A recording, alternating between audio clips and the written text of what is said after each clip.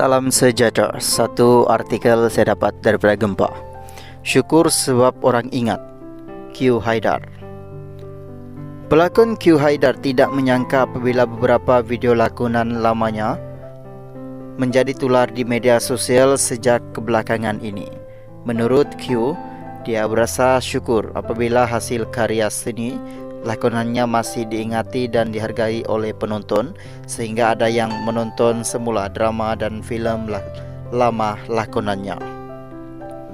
Saya rasa sangat gembira sebab orang ingat hasil kerja seni saya.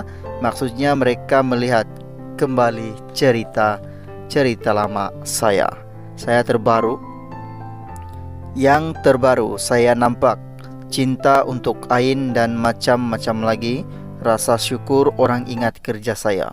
Mana saya tak tahu saya berlakon, mereka boleh tengok balik, katanya.